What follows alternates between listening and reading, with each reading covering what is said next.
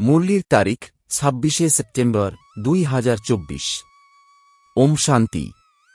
মধুবন থেকে বাপদাদা বলছেন, মিষ্টি বাচ্চারা, সদা শ্রীমত অনুসারে চলা, এটাই হল শ্রেষ্ঠ পুরুষার্থ। শ্রীমত অনুসারে চললে আত্মদীপ প্রজ্জ্বলিত হয়ে যায়। প্রশ্ন, সম্পূর্ণরূপে পুরুষার্থ কে করতে পারে? উচ্চ পুরুষার্থ কি? উত্তর, সম্পূর্ণ পুরুষার্থ সেই করতে পারে যার অ্যাটেনশন বা বুদ্ধির যোগ একের প্রতিই থাকে। সর্বাপেক্ষা উচ্চ পুরুষার্থ হল বাবার উপর সম্পূর্ণরূপে বলি প্রদত্ত, অর্থাৎ কুরবান হয়ে যাওয়া। অর্থাৎ স্বেচ্ছায় বলি প্রদত্ত বাচ্চারাই বাবার অতি প্রিয়। প্রশ্ন, সত্যিকারের দীপাবলি উদযাপনের জন্য অসীম জগতের বাবা কোন রায় দেন? উত্তর, বাচ্চারা, অসীম জাগতিক পবিত্রতাকে ধারণ করো। এখানে যখন অসীম জাগতিক পবিত্র হয়ে উঠবে, এই রকম উচ্চ পুরুষার্থ করলে তবেই লক্ষ্মীনারায়ণের রাজত্বে যেতে পারবে, অর্থাৎ সত্যিকারের দীপাবলি বা করোনেশন ডে পালন করতে পারবে। ওম শান্তি। ওম শান্তির অর্থ তো বাচ্চাদের ভালোভাবে জানা আছে যে আমি আত্মা, এ হল আমার শরীর। এই কথা ভালোভাবে স্মরণ করো। ভগবান মানে আত্মাদের পিতা, তিনি আমাদের পড়ান। এমন কথা কখনো শুনেছ?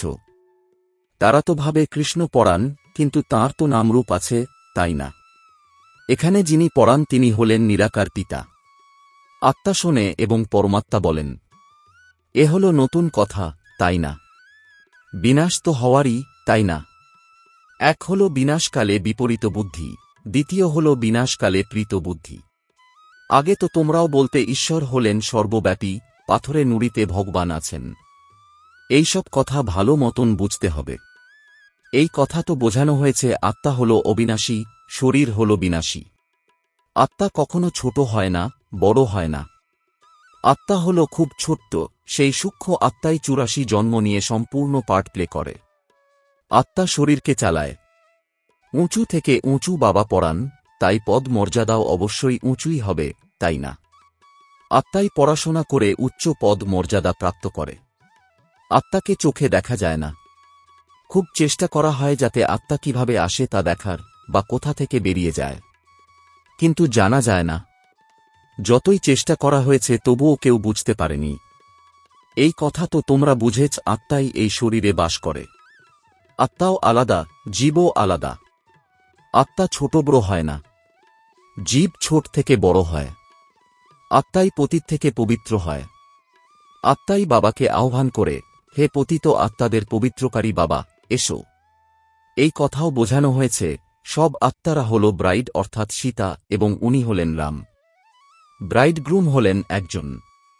তারা আবার সবাইকে ব্রাইড গ্রুম বলে দেয়। এবারে ব্রাইড গ্রুম সকলের মধ্যে প্রবেশ করবে, এমন তো হতে পারে না। বুদ্ধিতে এই উল্টো জ্ঞান থাকার দরুন নিচে নেমে এসেছে, কারণ গ্লানি বা নিন্দে করেছে, পাপ করেছে, সম্মান হনন করেছে, বাবার অতিরিক্ত গ্লানি করেছে। সন্তান কখনো পিতার গ্লানি করবে নাকি? কিন্তু আজকাল বাচ্চারা খারাপ হয়, বাবারও গ্লানি করে থাকে। ইনি তো হলেন অসীম জগতের পিতা।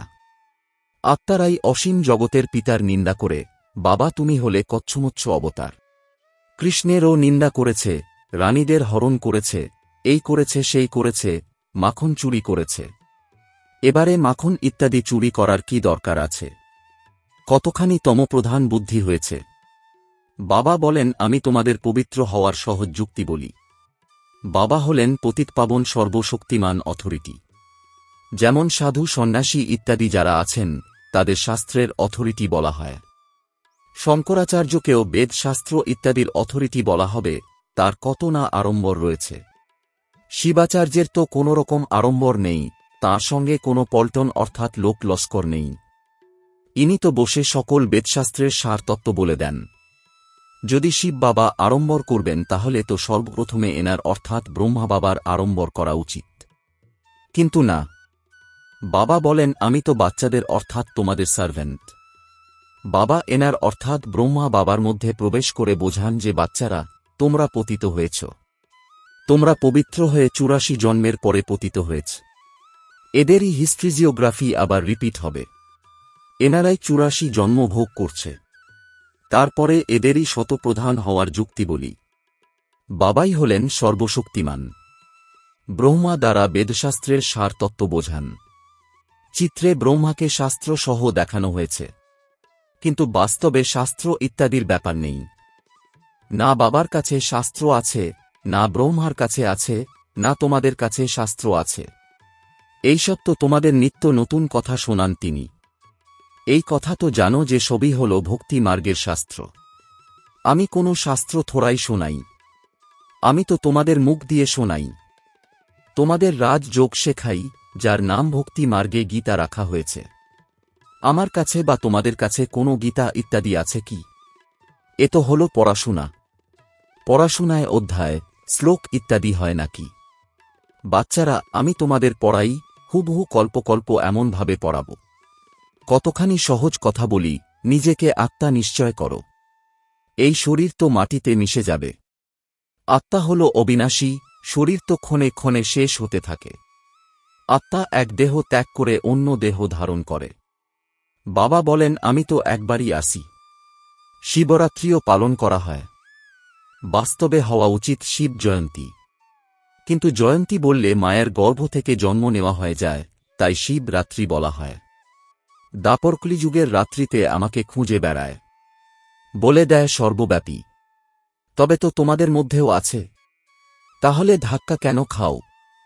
একদম দেবতা সম্প্রদায় থেকে অসুরী সম্প্রদায়ের হয়েছে। দেবতারা কখনো মদ্য পান করে কি? সেই আত্মারাই পতিত হয়ে মদ ইত্যাদি পান করে।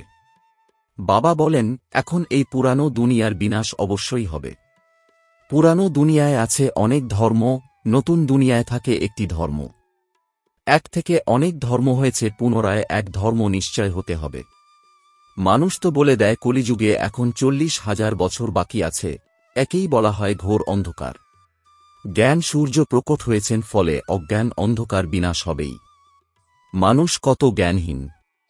বাবা জ্ঞান সূর্য, জ্ঞান সাগর আসেন তো তোমাদের ভক্তি মার্গের অজ্ঞানতা মিটে যায়। তোমরা বাবাকে স্মরণ করতে করতে পবিত্র হয়ে যাও, খাদ বেরিয়ে যায়। এ হল যোগ অগ্নি। কাম অগ্নি কালো করে দেয়। যোগ অগ্নি অর্থাৎ শিব বাবার স্মরণ সুন্দর বানিয়ে দেয়। কৃষ্ণের নামও রাখা হয় শ্যামসুন্দর, কিন্তু অর্থ কি আর বোঝে? বাবা এসে অর্থ বুঝিয়ে দেন। সর্বপ্রথমে সত্যযুগে কত সুন্দর স্বরূপ থাকে। আত্মা পবিত্র সুন্দর হয়তো শরীরও পবিত্র সুন্দর ধারণ করে। সেখানে ধন সম্পদ সবকিছুই নতুন থাকে। নতুন পৃথিবী আবার পুরানো হয়। এখন এই পুরানো দুনিয়ার বিনাশ অবশ্যই হবে। খুব আয়োজন করা হচ্ছে। ভারতবাসী এত বোঝে না, যতটা বোঝে যে আমরা নিজেদের কুলের বিনাশ করছি। কেউ প্রেরিত করছে। বিজ্ঞানের দ্বারা আমরা নিজেদের বিনাশ টেনে আনছি।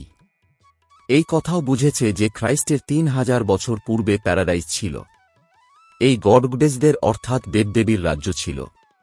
ভারতই প্রাচীন ছিল। এই রাজযোগের দ্বারা লক্ষ্মীনারায়ণ এমন স্বরূপে পরিণত হয়েছিলেন। সেই রাজযোগ আবার বাবাই শেখাতে পারেন, সন্ন্যাসীরা শেখাতে পারে না। আজকাল কত ঠকবাজি চলছে। বাইরে গিয়ে বলে আমরা ভারতের প্রাচীন যোগের শিক্ষা দিয়ে থাকি, আর তারপরে বলে ডিম খাও, মদ্যপান ইত্যাদি করো, যা ইচ্ছে তাই করো। এবারে তারা রাজযোগের শিক্ষা দেবে কিভাবে? মানুষকে দেবতায় পরিণত করবে কিভাবে? বাবা বোঝান আত্মা কতখানি উচ্চ স্বরূপধারী হয়, পরে পুনর্জন্ম নিতে নিতে শতপ্রধান থেকে তমপ্রধান হয়ে যায়। এখন তোমরা আবার স্বর্গের স্থাপনা করছ। সেখানে দ্বিতীয় কোনো ধর্ম থাকেই না। এখন বাবা বলেন নরকের বিনাশ তো অবশ্যই হবে। এখানে যারা এসেছে তারা আবার স্বর্গেও নিশ্চয়ই আসবে। শিব বাবার কথা একটু শুনে নিলেও স্বর্গে অবশ্যই আসবে। তারপরে যত পড়া করবে, বাবাকে যত স্মরণ করবে, ততই উঁচু পদ প্রাপ্ত করবে। এখন বিনাশকাল তো হল সবার জন্যই। বিনাশকালে কৃত বুদ্ধি যারা আছে, বাবা ব্যতীত কাউকে স্মরণ করে না, তারাই উঁচু পদের অধিকারী হয়। একেই বলা হয় অসীম জগতের স্কলারশিপ। এতেই তো রেস করা উচিত। এ হল ঈশ্বরীয় লটারি। এক হল স্মরণ, দ্বিতীয়ত দৈবী গুণ ধারণ করতে হবে, এবং রাজারানী হতে গেলে প্রজা তো বানাতেই হবে। কেউ অনেক প্রজা বানায়, কেউ কম। প্রজা তৈরি হয় সার্ভিস দ্বারা। মিউজিয়াম, প্রদর্শনী ইত্যাদিতে অসংখ্য প্রজা তৈরি হয়। এই সময় তোমরা পড়ছ, তারপরে সূর্যবংশী চন্দ্রবংশী কুলে চলে যাবে। এ হল তোমরা ব্রাহ্মণদের কুল। বাবা ব্রাহ্মণ কুল অ্যাডপ্ট করে তাদের পড়ান। বাবা বলেন, আমি একটি কুল এবং 2টি বংশ নির্মাণ করি। সূর্যবংশী মহারাজা মহারানী, চন্দ্রবংশী রাজারানী। এদেরকে বলা হয় ডবল মুকুটধারী। পরে যখন বিকারগ্রস্ত রাজারা থাকে, তাদের লাইটের মুকুট থাকে না। সেই ডবল মুকুটধারীদের মন্দির বানিয়ে তাদের পূজা করে, পবিত্রের সামনে গিয়ে মাথা নত করে। সত্যযুগে এইসব কথা থাকে না। ওটা হল পবিত্র দুনিয়া, সেখানে পতিত কেউ হয় না। তাকে বলা হয় সুখধাম, ভাইসলেস ওয়ার্ল্ড। এই দুনিয়াকে বলা হয় ভিস ওয়ার্ল্ড, অপবিত্র দুনিয়া। একজনও পবিত্র নয়। সন্ন্যাসীরা ঘর সংসার ত্যাগ করে চলে যায়। রাজা গোপীচন্দ্রের দৃষ্টান্ত দেওয়া হয় কিনা? তোমরা জানো, কোনো মানুষ একে পরকে গতিসদ্গতি দিতে পারে না। সকলের সদ্গতিদাতা হলাম একমাত্র আমিই। আমি এসে সবাইকে পবিত্র করি। এক তো পবিত্র হয়ে শান্তিধাম যাবে এবং দ্বিতীয় পবিত্র হয়ে সুখধাম আসবে। এটা হল অপবিত্র দুঃখধাম। সত্যযুগে অসুখ বিসুখ ইত্যাদি কিছুই হয় না। তোমরা সেই সুখধামের মালিক ছিলে, তারপরে রাবণ রাজ্যে দুঃখধামের মালিক হয়েছ। বাবা বলেন, কল্পকল্প তোমরা আমার শ্রীমত অনুসারে স্বর্গ স্থাপন করো, নতুন দুনিয়ায় রাজ্য প্রাপ্ত করো, তারপরে পতিত নরকবাসী হও। দেবতারাই পরে বিকারগ্রস্ত হয়, বাম মার্গে যায়। মিষ্টি মিষ্টি বাচ্চাদেরকে বাবা এসে পরিচয় দিয়েছেন যে আমি একবারই পুরুষোত্তম সঙ্গম যুগে আসি। আমি যুগে যুগে তো আসিই না। কল্পের সঙ্গম যুগে আসি, যুগে যুগে নয়। কল্পের সঙ্গমে কেন আসি? কারণ নরককে স্বর্গে পরিণত করি। প্রতি 5000 বছর পরে আসি। অনেক বাচ্চারা লেখে, বাবা, আমাদের খুশির অনুভূতি স্থির থাকে না, উল্লাস অনুভব হয় না। আরে বাবা তোমাদের বিশ্বের মালিক করেন, এমন পিতাকে স্মরণ করে তোমাদের খুশির অনুভূতি হয় না। তোমরা সম্পূর্ণরূপে স্মরণ করো না, তাই খুশিও স্থির থাকে না। স্বামীকে স্মরণ করে খুশি অনুভব হয়, যে পতিতে পরিণত করে, এবং বাবা, যিনি ডবল মুকুটধারী বানান, তাকে স্মরণ করে খুশি অনুভব হয় না। বাবার সন্তান হওয়া সত্ত্বেও বলো যে খুশি থাকে না। বুদ্ধিতে সম্পূর্ণ জ্ঞান নেই। স্মরণ করো না, তাই মায়া ধোঁকা দেয়। বাচ্চাদের কত ভালোভাবে বোঝানো হয়, কল্পকল্প বোঝানো হয়। আত্মারা যারা পাথর বুদ্ধি হয়েছে, তাদের পারস বুদ্ধি অর্থাৎ দৈবী বুদ্ধিতে পরিণত করেন। নলেজফুল বাবা নিজে এসে নলেজ প্রদান করেন। তিনি হলেন সর্ববিষয়ে সম্পূর্ণ। পবিত্রতায় ফুল বা সম্পূর্ণ, প্রেম ভালোবাসায় ফুল। তিনি হলেন জ্ঞানের সাগর, সুখের সাগর, প্রেমের সাগর, তাই না? এমন পিতার কাছে তোমরা অবিনাশী উত্তরাধিকার প্রাপ্ত করো। এমন হতেই তোমরা আসো। বাকি ওইসব সৎসঙ্গ ইত্যাদি সবই হল ভক্তি মার্গের। তাতে মুখ্য উদ্দেশ্য কিছুই নেই। একেই তো গীতা পাঠশালা বলা হয়, বেদ পাঠশালা নয়। গীতার দ্বারা নর থেকে নারায়ণ হও। নিশ্চয়ই বাবা বানাবেন, তাই না?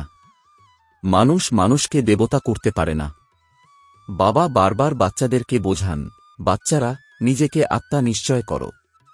তোমরা কেউ দেহ নও। আত্মা বলে আমি এক দেহ ত্যাগ করে অন্য দেহ ধারণ করি।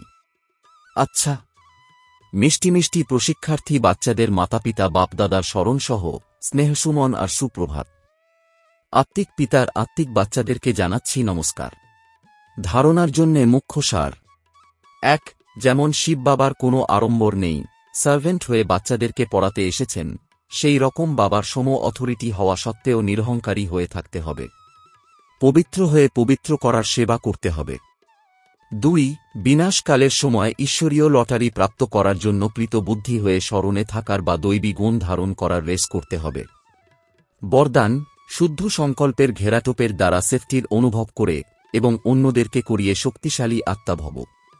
এর বিস্তার, শক্তিশালী আত্মা হল সে, যে দৃতার শক্তির দ্বারা সেকেন্ডেরও কম সময়ে ব্যর্থকে সমাপ্ত করতে পারে। শুদ্ধ সংকল্পের শক্তিকে চিনে নাও। একটা শুদ্ধ বা শক্তিশালী সংকল্প অনেক চমৎকার দেখাতে পারে। কেবল যে কেন দৃঢ় সংকল্প করো, দৃতাই সফলতাকে নিয়ে আসবে।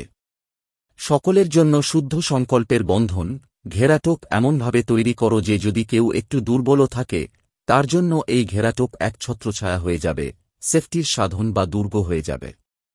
স্লোগান: সবথেকে শ্রেষ্ঠ ভাগ্য হল তার, যে ডাইরেক্ট ভগবানের দ্বারা পালনা, পড়া আর শ্রেষ্ঠ জীবনের শ্রীমত প্রাপ্ত করেছে। ওম শান্তি।